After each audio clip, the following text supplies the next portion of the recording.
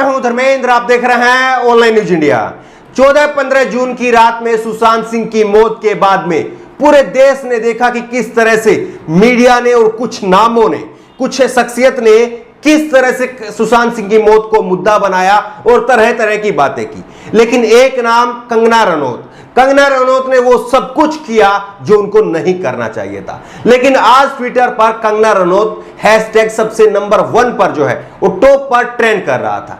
Kangana Ranaut award वापसी कर, ये हैशटैग सबसे नंबर 1 पर जो है वो ट्रेंड कर रहा था। और इसकी वजह क्या है, क्यों लगातार लोग जो हैं उनके अवार्ड को वापस करने की बात जो है वो कह रहे हैं? क्योंकि कंगना रनौत ने ये कहा था, रिपब्लिक टीवी को चैनल के एक इंटरव्यू के दौरान कहा था कि अगर वो सुशांत सिंह की मौत के बारे में उनका दावा गलत साबित हो जाता है तो वो अवार्ड वापसी कर देंगी। पद्मश्री जो उनको अवार्ड दिया गया है उसको वो वापसी कर देंगी। सबसे पहले तो आप ये कंगना रनौत की बाइट देखिए जो उन्होंने रिपब्लिक टीवी को दी थी। इंग्लिश में ये बाइट है और इसके बाद में इसका हिंदी तर्जुमा जो है वो आपको बताएंगे। ये बाइट आप देखिए। कंगना रनौत ने कहा था कि मुंबई पुलिस ने मुझे बयान देने के लिए बुलाया है। मैंने उनको बताया कि मैं अभी मनाली में हूं, क्या मेरा बयान लेने के लिए आप किसी को मेरे यहां भेज सकते हैं? लेकिन उनका अभी तक कोई जवाब नहीं मिला। कंगना ने आगे कहा था कि मैं बता रही हूं कि अगर मैंने ऐसा कुछ कहा है जिसकी मैं गवाही नहीं दे सकती हूं, जिससे मैं साबित नहीं कर सकती हूं और जो जनता के हित में नहीं है, तो मैं अपना पद्मश्री अवार्ड लौटा दूंगी। फिर मैं ऐसे सम्मान के लायक नहीं हूं। और इसीलिए जो है लोग आज ये कह रहे हैं कि कंगना रनौत आप अपनी अवार्ड वापसी करो, क्योंकि एम्स ने ये कह दिया है कि सुशांत सिंह ने सुसाइड किया था और उस पर सीबीआई ने भी अपनी मोहर लगा दी है। और इसीलिए लोग कह रहे हैं कि सुसाइड था, ये एम्स कह रहा है और सीबीआई कह रही है। तो इसके बाद में कंगना रनौत जिन्होंने कहा था कि मैं अपनी पद्मश्री जो अवार्ड है उसको वापस कर दूंगी अगर मैं अपने दावे पर गलत साबित होती हूं, इसीलिए लोग कह रहे हैं कि आप अपने अवार्ड को जो है वो वापसी करिए। अब आपको बताते हैं कि एम्स ने सुशांत सिंह की मौत पर क्या कहा है। एम्स के फॉरेंसिक टीम के प्रमुख डॉक्टर सुधीर गुप्ता ने कहा था कि हमने अपनी अंतिम रिपोर्ट में निष्कर्ष निकाला है कि यह फांसी लगाकर आत्महत्या का मामला है। डॉक्टर सुधीर गुप्ता ने साफ कर दिया है कि सुशांत सिंह के मामले में फांसी लगाने के अलावा शरीर पर कोई और निशान नहीं है। उन्होंने बताया कि फांसी लगाने के अलावा शरीर पर और कोई निशान नहीं थे। मृतक के शरीर के और कपड़ों पर संघर्ष या हाथापाई का कोई निशान नहीं था। इससे साफ तौर पर जाहिर होता है कि उन्होंने सुसाइड किया था। साथ ही डॉक्टर सुधीर गुप्ता ने कहा कि मुंबई फॉरेंसिक टीम और एम्स की टैक्सोलॉजी लैब की रिपोर्ट में यह जहर की पुष्टि नहीं हुई है। गर्दन के निशान उनके फांसी पर लटकने की वजह से ही थे। तो वो तमाम बातें, वो तमाम थ्योरी जो गोदी मीडिया की तरफ से करीब 3 महीने तक जो है वो दिखाई गई, वो सारी फेल हो जाती है और वो तमाम दावे जो कंगना रनौत ने किए थे वो फेल हो जाते हैं। सीबीआई ने भी इस पूरे मामले में एम्स की रिपोर्ट पर अपनी मोहर लगा दी है। सीबीआई ने इस केस में पूरी तरह सुनिश्चित होने के लिए एम्स से दोबारा जांच करवाई थी। बताया जा रहा है कि एम्स ने अपनी रिपोर्ट में कहा है कि सुशांत सिंह को जहर देने के कोई सबूत नहीं मिले हैं। साथ ही शव के अन्य हिस्सों पर चोट के निशान नहीं थे।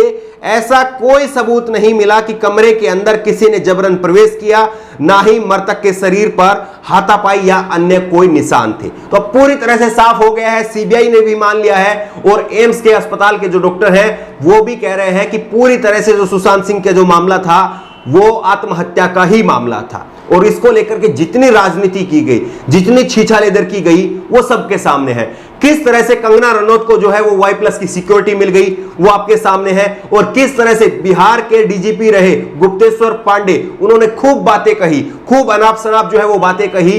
रिया चक्रवर्ती को लेकर के उन्होंने बातें कही और रिया चक्रवर्ती को आखिरकार कोर्ट से जमानत मिल गई है और कोर्ट ने क्या कहा है वो भी आपको बताएंगे। लेकिन किस तरह से गुप्तेश्वर पांडे ने औकात जैसे शब्दों का जो है वो इस्तेमाल किया था वो भी आपके सामने है। और अब जो है वो टिकट लेकर के चुनाव लड़ रहे हैं, ये भी आपके सामने है। अब आपको बताते हैं कि रिया चक्रवर्ती को जमानत देते वक्त जो है वो कोर्ट ने क्या कहा है। रिया चक्रवर्ती किसी ड्रग सिंडिकेट का हिस्सा नहीं है, ये मुंबई हाई कोर्ट ने कहा है। रिया को एनसीबी ने 9 सितंबर को गिरफ्तार किया था। हाई कोर्ट ने इस मामले में 29 सितंबर को सुनवाई करके फैसला सुरक्षित रख लिया था।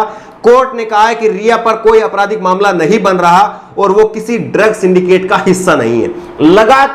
लगातार गोदी मीडिया की तरफ से यह बात सिद्ध करने में जो है वो पूरा दमखम लगा दिया गया था कि रिया चक्रवर्ती जो है वो गैंग चला रही है, ड्रग गैंग चला रही है, ड्रग माफिया जो है वो चला रही है बॉलीवुड के अंदर। और किस तरह से कोई बावर्ची, कुक, पड़ोसी, जो भी कोई मिला, हर किसी को जो है वो अपनी रिपोर्ट के अंदर, अपने कार्यक्रम के अंदर गोदी मीडिया ने घसीट लिया था। और किस तरह से एक लड़की का जो है वो कैरियर बर्बाद कर दिया, वो आपके सामने है। लेकिन अब मुंबई हाईकोर्ट ने कहा है कि रिया चक्रवर्ती किसी भी ड्रग सिंडिकेट का हिस्सा नहीं है। और इसके बाद में जज साहब ने जो कहा है, जो टिप्पणी की है, वो समझनी और वो सुननी जो है वो बेहद जरूरी है। जज ने कहा कि मैं इस बात से सहमत नहीं हो पा रहा हूं कि ड्रग का सेवन करने के लिए दूसरे को पैसा देने का मतलब वित्त पोषण या उसमें शामिल होना है। सिर्फ इसी आधार पर एनडीपीएस कानून की धारा 27A के तहत जोड़ा जा सकता है। यह सही है कि कुछ अवसरों पर उसने ड्रग खरीदने के लिए अपने पैसे का इस्तेमाल किया था। जज ने कहा कि मेरे पास यह विश्वास करने के लिए उचित आधार नहीं है। इसको ध्यान से सुनिए। जज ने कहा कि मेरे पास यह विश्वास करने के लिए उचित आधार नहीं है। आवेदक धारा 19 के तहत किसी भी अपराध के लिए दोषी नहीं है। 24 से 27A के या कोई अन्य अपराध जिसमें व्यवसायिक मात्रा शामिल है, उसके खिलाफ कोई अन्य आपराधिक मामला नहीं है। उसने ड्रग को आगे बेचकर मुनाफा कमाने का काम नहीं किया। वो ड्रग डीलरों की कड़ी का हिस्सा भी नहीं थे। पूरी तरह से जो है वो जज साहब ने साफ कर दिया है कि ड्रग खरीदने के लिए पैसे देना ये ड्रग सेवन के मामले में नहीं आता है। और उसने ड्रग खरीदने के बाद में किसी अन्य को मुनाफे पर नहीं बेचा। इसलिए साफ तौर पर जो है ये साफ हो जाता है कि रिया चक्रवर्ती, जिसको लेकर के कहा जा रहा था कि वो ड्रग माफिया है, ड्रग सिंडिकेट चला रही है बॉलीवुड के अंदर, ये पूरी बातें जो है वो नकारा साबित जो है वो जज साहब की टिप्पणी के बाद में मुंबई हाईकोर्ट ने की है। लेकिन सवाल अब कंगना रनौत से पूछा जाएगा कि किस तरह से उन्होंने एक लड़की की, एक बॉलीवुड एक्टर की जो है वो जिंदगी बर्बाद करने का काम किया है, और किस तरह से जो है अनाप शनाप जो है वो बयानबाजी की, और किस तरह से सरकार को जो है वो पूरी तरह से बचाने का काम किया। क्योंकि उस समय जो आपको मालूम होगा कि जीडीपी के आंकड़े आए थे और जीडीपी -24 में चली गई थी, उस पर चर्चा ना हो, इसीलिए जो है वो अनाप शनाप बातें कंगना रनौत खुद बोल रही थी या उनसे बुलवाई जा रही थी। इस बात को कंगना रनौत को जो है वो खुद से साफ करना चाहिए। तमाम ऐसी चीजें थी जिसको लेकर के सरकार घिर रही थी। चीन का मुद्दा था जिस पर सरकार घिर रही थी, लेकिन इन सारे मुद्दों पर चादर उड़ा दी गई। और कंगना रनौत का मामला जो है, रिया चक्रवर्ती का मामला, सुशांत सिंह का मामला, वो 24 घंटे टीवी पर चल रहा था।